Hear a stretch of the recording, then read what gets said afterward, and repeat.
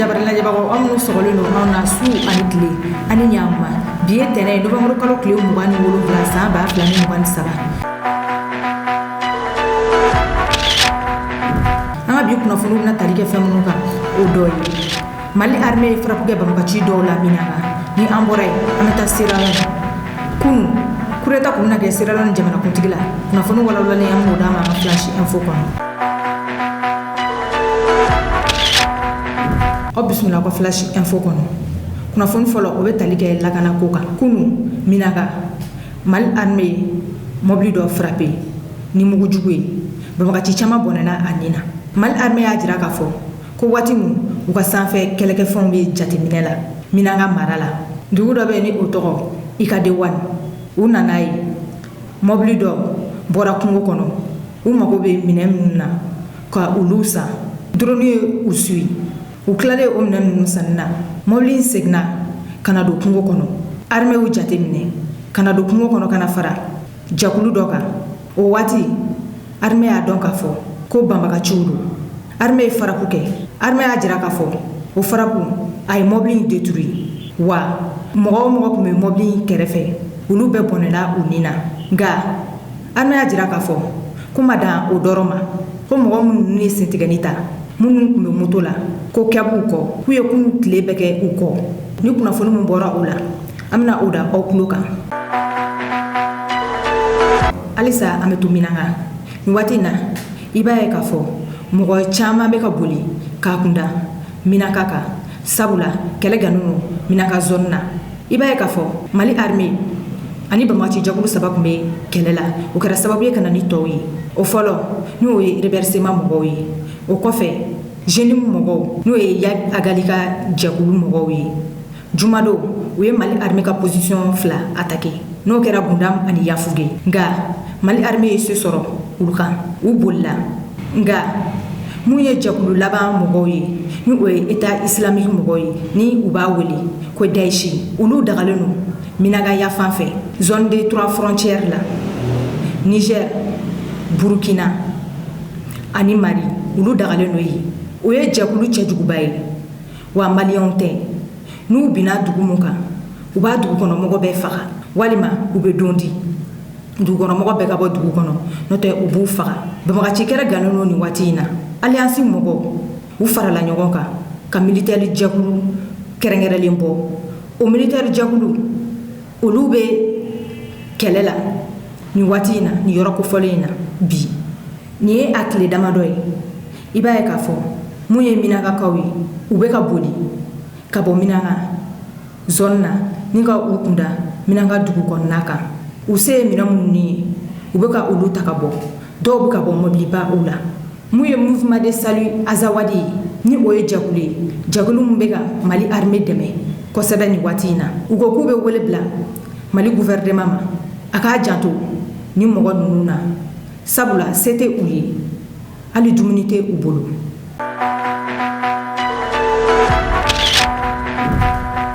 kunnafoni filanan kidali mɔgɔ min tun bɛ kɛlɛ ɲɛma 2014 musa maraka visiti la a kumana a ye vocal dɔ k'a la telefɔni ci i b'a ye k'a fɔ faransɛw ni a yɛrɛ ka telefɔni ci do 2014 o wɛrɛ tɛ mɔgɔw y'a jira k'a fɔ ko nin y'a kalo caman ye u bɛ négociation na sabula armée ɲɛmɔgɔw tun ma sɔn vocal in ka k'a la wa colonel mamadu samake ni ale tun bɛ kɛlɛ ɲɛma 2014 a ka kuma nka u sɔnna nin vocal in i b'a ye k'a fɔ kisɛ mankan b'a kɔnɔna la sabula a kɛra ka sɔrɔ kɛlɛ gannen do kidali nka armée malienne ye san sɔrɔ faransɛw ye weleli kɛ u ye colonel mamadu samake wele ko ka kɛlɛ jɔ mamadu samake y'a jira u la k'a fɔ ko ale tɛ se ka kɛlɛ jɔ k'u ka état major mɔgɔw wele ni état major mɔgɔw ye mun fɔ ale bɛ baara kɛ ni o de ye colonel mamadu samake y'a jira k'a fɔ ko o kɔfɛ faransɛw nana u y'u ka avion bila ka na o ye yalayala la u kunna o ye yɛlɛma la u kunna mamadu samake y'a jira k'a fɔ ko hélicoptère bɛ sanfɛ ani mercenaires tubabuw bɛ ka jigin juru fɛ i n'a fɔ fulumu na a b'a ye cogoya min na mamadu samake ko ale ye dɔ bɔ a b'a dɔn kisɛ ye a tigi sɔrɔ u cayara olu ma o kɛra sababu ye kɛlɛ tiɲɛna u bolo ale n'a ka mɔgɔ u ye fɛrɛ kɛ ka kidali bila aw ni ne an ka jɛ an ka taa Mamadu Samake ka nin kɔrɔfɔ ninnu lamɛn ni ale tun bɛ kɛlɛ ɲɛma ni sisan Bamako autorités y'a wele k'a kɛ chef d'état-major ka conseiller bi. Oui. Le général commande Serval. Oui. Demande à votre général, le général Dako, le Senga adjoint, qu'il y ait une trêve sur Kidal pour permettre aux civils de quitter la ville. Parlez. Bon, je ne sais pas comment le transmettre maintenant parce que moi-même, je n'ai pas son numéro. Ok? Moi, d'accord, mon colonel. Son numéro et puis le transmettre, sinon. Hein? D'accord. Voilà. Moi, mon colonel, je vous transmets le message que m'a donné Serval. Si vous pouvez lui transmettre le message, passez par sinon, on va essayer par d'autres moyens. Vous passez par l'état-major général Bamako qui va lui transmettre, ok? Appel Nina, exactement vers les 11h midi. Le soleil était là. C'était, je dirais, entre midi et 13h précisément. Quand les mêmes éléments m'appellent pour me demander de transmettre un message au général Eko. Le libellé était quoi? De faire une trêve pour que la population civile bebo. En a quel pour que la population civile bebo. Ma réponse a été très claire. Je ne connais pas le numéro du général. On a passé ma voix pour que un message dans moi. Mais néanmoins, j'ai dit, voici une proposé, passez par là. On continue le combat. Il y a des clubs qui s'est donc, au Kononana, puisque très beaucoup de nana, à ma sagoye automatiquement, en bas qu'elle est phasée parce que la main invisible a été rentrée dans le jeu. À comment dans nous, qu'on est mis parce que déjà nos chefs, au lieu qu'on boira rassurer qu'il faut qu'il a le cobana amener. À surprise, bon abema, à Wakati. Parce que Bamako Bera comme si les deux étaient à la fois en temps surprise nana. Le temps que l'avion a décollé à Gao, cassé Bamako, Tchenkera Tchoukuri. Comme pas phase balaka et la manie mouillée. Nebenga position na me talabou plus en fait. Face à Cassien Talabou. J'ai vu 2 tours d'hélico au Bédjigi, ministre Kanko fait. Ni jigi na poussière là avec la avec segi donc le lobo na jigi aucun mercenaire na tode ne kite cha dola kidal combat la mercenaire bina fonani carte blanc ma film kala jakma boy ate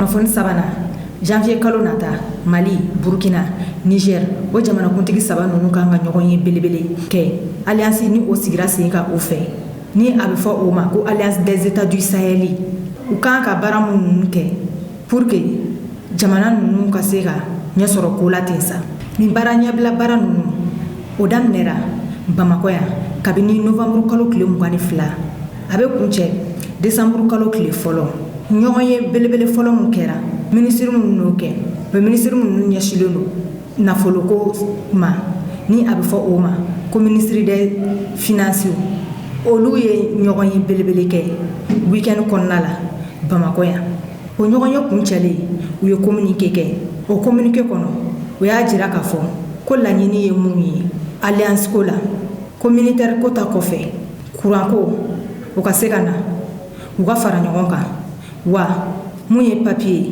o ka kɛ pour que burkinabɛw ka se ka don Mali kɔnɔ cogo min maliyɛnw fana ka se ka don cogo min na Burkina jamana fila ninnu de u bɛɛ ka se ka don Niger fɛnɛ k'a dɔn k'a fɔ k'u bɛ u ka so o jamana saba in o y'u ka so ye o kɔfɛ u y'a jira k'a fɔ ko teliyara k'u bɛ fɛ ka compagnie sigi sen kan avion o ko o ka kɛ jamana saba ninnu ni ɲɔgɔn cɛ pour que ka transport ko nɔgɔya jamana kɔnɔdenw bolo o y'a jira k'a fɔ fɛnɛ ko terrain ko k'u bɛn'o fɛnɛ sigi sen kan pour que transport ka nɔgɔya jamana kɔnɔdenw bolo ka bɔ capitale dɔ la ka taa capitale dɔ la ni jamana saba ninnu ni ɲɔgɔn cɛ u tilala k'a jira k'a fɔ k'u bɛ fɛ ka centrale nucléaire sigi ka courant ko nɔgɔya o centrale nucléaire ni o sigira fɛn min bɛ kɛ k'o la marché ni o uranium ye o bɛ bɔ nigérienw yɛrɛ fɛ yen depuis l'indépendance la France bɛ Nigériens ka uranium bɛɛ bɔ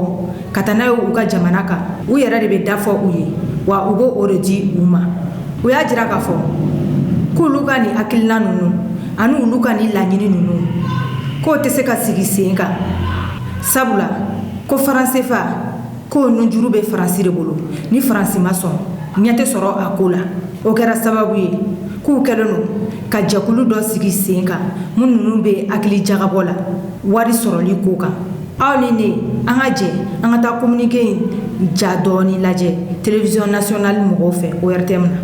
Les ministres ont formulé les recommandations suivantes. L'accélération de la mise en place de l'architecture juridico-institutionnelle et des mécanismes de financement des instances de l'AES. L'amélioration de la libre circulation des personnes dans l'espace AES.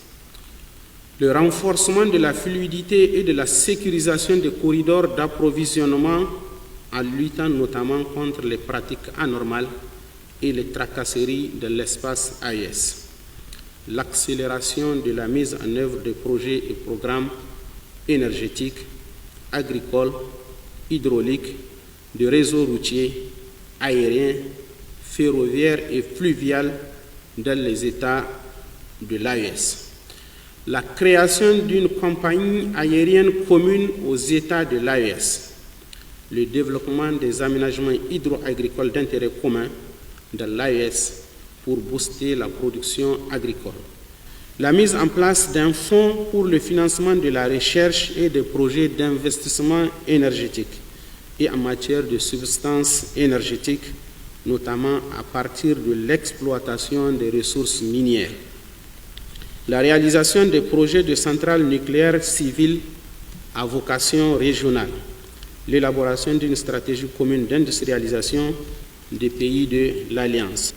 La création d'un fonds de stabilisation et d'une banque d'investissement de l'AES.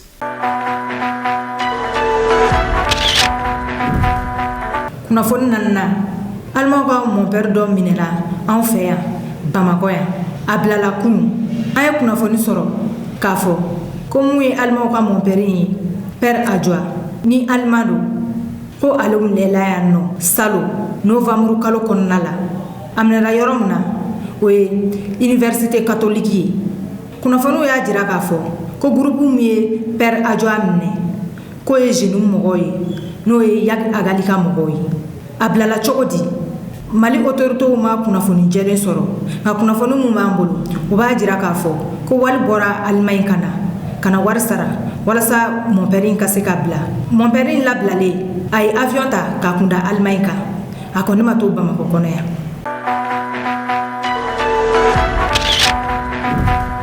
Bɛɛ ye réseau sɔrɔ kabi samedi mun ye bɛrikaw ye u ye fɛti belebele kɛ bogotigininw ani cɛmisɛnninw u ye baganw faga u ye misigiw k'a la u ye dɔn kɛ sabula u y'a jira k'a fɔ ko nin ye a san damadɔ bɔɲɔgɔnko ye olu tɛ se k'u ka nisɔndiya yira u tɛ se ka Mali drapeau don u kan na u tɛ se ka misigi lamɛn u y'a jira k'a fɔ ko armée malienne nana banbagaci ninnu daga ta ka bɔ olu da la o kɔfɛ u y'a jira k'a fɔ ko réseau tun tɛ olu fɛ yen nka sisan ko Orange réseau nana olu bɛ se ka u somɔgɔw wele u bɛ se ka u ka mɔgɔw wele wa u bɛ se ka Mali drapeau don u kan na i n'a fɔ aw yɛrɛ ɲɛ b'a la ja ninnu na cogoya min na nin kɛra fɛti belebele de ye bɛrikaw fɛ yen bɛri ye yɔrɔ ye Mali armée ye yɔrɔ min minɛ banbagaciw la mugu ni kisɛ la o kɔfɛ u ye Tesaliti fɛnɛ minɛ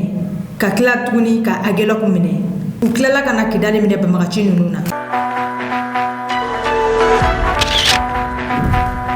Kunnafoni duruna marifaciga kun gannen don Sierra Leone o ye Afrique de l'Ouest jamana ye ni o capitale ye Freetown ye kunu a jirala k'a fɔ ko coup d'état kun bɛna kɛ o jamanakuntigi la sabula sɔgɔma joona 4h du matin ka na 5h du matin la marifaciga gannen kun don Sierra Leone dugu kɔnɔna la banbagaciw u ka laɲini kun ye mun ye o de ye ka armée ka marifa so o attaqué armée y'a jira k'a fɔ ko banbagaciw ka laɲini ma sabati kunu surɔ gouvernement y'a jira k'a fɔ ko couvre-feu daminɛra Sierra Leone ko mɔgɔ tɛ se ka bɔ sufɛ bilen ko coup d'état kun tɛna kɛ wa ko situation kɔni ko o b'u bolo ni an bɔra Sierra Leone an bɛ taa Burkina kunu banbagaciw ye wale dɔ kɛ Burkina dugu mun bɛ ni a bɛ fɔ o ma ko Djibo ni o bɛ Burkina kɔrɔnya fan fɛ ni ani Mali yɔrɔ dɔw ka surun i n'a fɔ Mondoro ka taa Gao mara la ni o yɔrɔ ninnu ka surun kosɛbɛ Djibo banbagaciw mɔgɔ caman y'a jira k'a fɔ k'u ka ca ni mɔgɔ 1000 ka taa mɔgɔ 3000 la k'u yɛlɛlen don motow sanfɛ ka dugu donda koro Djibo ka militaire mun bɛ yen ni o ye Burkina ka militaire bɛɛ la belebeleba ye kɔrɔnya fan fɛ a kɛra sababu ye o bina banbagaciw bolo kunnafoni fɔlɔ minnu bɔra nin ko in na o y'a jira k'a fɔ k'u taara ni fɛn caman ye nka Burkina armée sigilen tɛ kibaruyaw sɔrɔlen k'a jira k'a fɔ ko banbagaciw ye dugu da koro u y'u ka sanfɛ kɛlɛkɛminɛnw bila sanfɛ ka furabu kɛ banbagaci ninnu na furabu kɛlen banbagaci ninnu na kunnafoni fɔlɔ minnu bɔra o ko kɔnɔna la u b'a jira k'a fɔ k'u ye banbagaci 400 bɔɲɔgɔn bɔnɛ ani na fɔlɔ u y'a jira k'a fɔ ko baaraw bɛ sen na ni attaque in kɔfɛ Burkina bɛ dɔ bɔra ka kuma aw ni ne an ka jɛ an ka taa u ka kuma ninnu lamɛn. Ils attendaient une information, ils attendaient cette information parce que l'organisation et les moyens qu'ils ont mis dans l'organisation de la prise d'une ville avant fin novembre, c'est énorme. Certaines personnes s'asseyent pour dire comment c'est possible que jusqu'à 3000 terroristes viennent. 3000, c'est pas un chiffre exagéré. Viennent à Djibo sans qu'on sache. Mais ces gens opèrent comment? Ils se déplacent en petits groupes. Ils restent ensemble.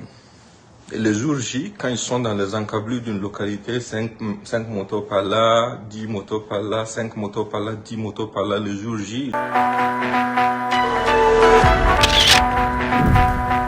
Ni le kun ye an ka bi kunnafoniw ye ka da u tulo kan an ni ce a ka lamɛnliko ɲuman na an ka foli b'an lajɛbaga bɛɛ lajɛlen kɛrɛnkɛrɛnnenya la minnu bɛ k'an lajɛ ka bɔ Gambie a k'an bɛn wagati yɛrɛ la.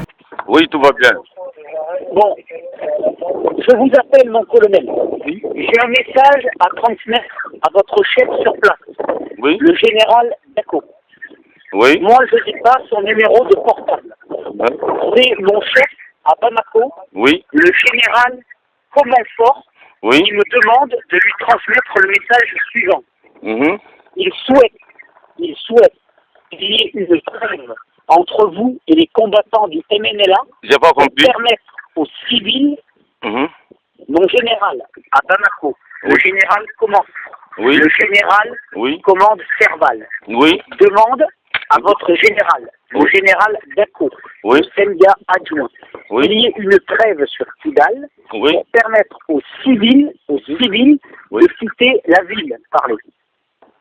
Bon, je ne sais pas comment le transmettre maintenant parce que moi-même, je n'ai pas son numéro. Ok? Moi, d'accord, mon colonel. Son numéro et puis le transmettre, sinon. Hein? D'accord. Voilà. Moi, mon colonel, je vous transmets le message que m'a donné Serval. Si vous pouvez lui transmettre le message, ben, passez par sinon, on va essayer par d'autres moyens. Vous passez par l'état-major général Bamako qui va lui transmettre, ok? D'accord. Allez, merci. Très bien. Merci. Je vous remercie, mon colonel. Merci, voyez. Merci. Je vous en prie.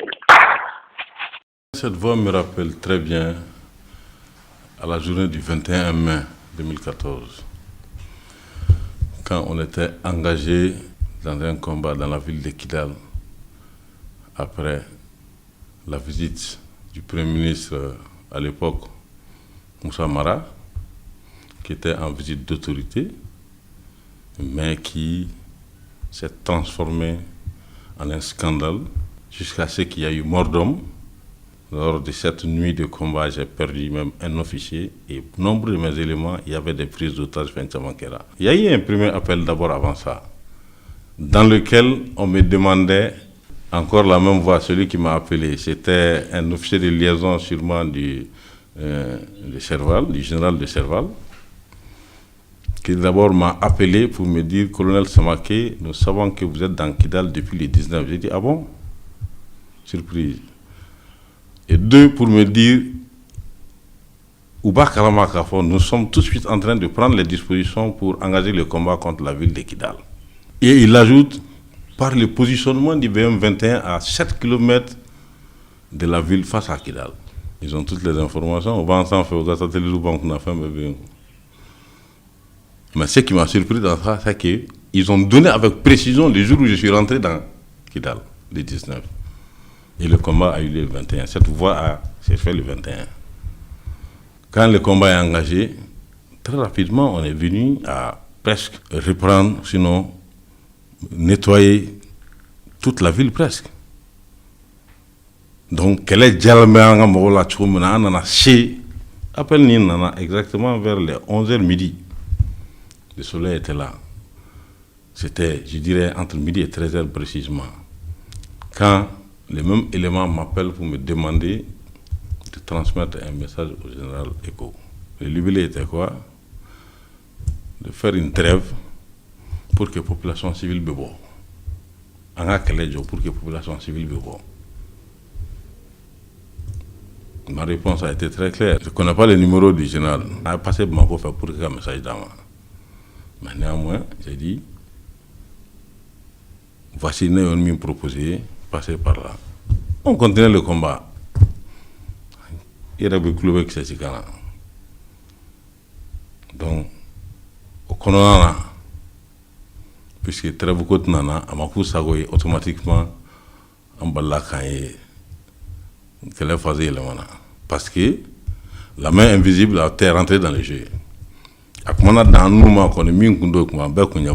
parce que déjà nos chefs, nous boira rassuré qu'il faut qu'il y ait un bana amené. À surprise, on a vraiment parce que Bamako Bera Kunsigre, d'autres terres pour la Kumana, en temps surprise. Le temps que l'avion a décollé, Gao, Kassé Bamako, Chenkera Tsukuri, qu'on peut faire Balaka et la manie mouillée. Nebenga position na ngume talabou plus en fait face à Gatien Talabou. J'ai vu 2 tours d'hélico au Bédjigi, ministre Kanko fait. Ni jigi na poussière là, avec la abesegi. Donc le noble na jigi. Aucun mercenaire ou n'attendait. N'est que c'est à là. Qui dans le combat la mercenaire binafonani. 4 blancs. Mais un film Kara Jakmaboy a été. Donc, des mercenaires habillés en blanc. Olumunum binako la Mumbai Sekaileng, Fangakula ne beaucoup repoussé. Ani Eluko nous m'a survolé là. On a tiré morceau me coffre quand un coffre. Nous le bête. Gena Kabuka position à part des harcèlements. Mouillon harcelé. Oui, Bolokura Mindona Klela. Il y a un rôle là. La femme a un wili. Mais il y a un rôle on me Klela. Frère que c'est là. Fan mais en position à Yorom Minduma me Klela. D'accord. Amanali. Mais il y a un rôle là donc à fort. Cheni Kunkera Dore Kunsekake. Tawa sur des gens, il y avait mirage français au thème sur l'encunau. Nous manga. Nous avons des nima ou l'imbidachi. Ah, les gens là n'ont un boulot bien, on fait flatter, non, c'est un métal. Donc, mais ça n'a pas. Nous avons manga avec ces chila à présent là. Mais nous avons voulu mettre au lajgi. On a fait un pour un métal. Lorsque l'homme m'a gagné, voulait rester n'allait pas. Elle a mon attaque ou toi, mon attaque ou toi. Comme ça, j'ai organisé une mission pour aller le récupérer. Où c'est que nous avons maintenant, en tout cas, nous avons encore un bon équilibre.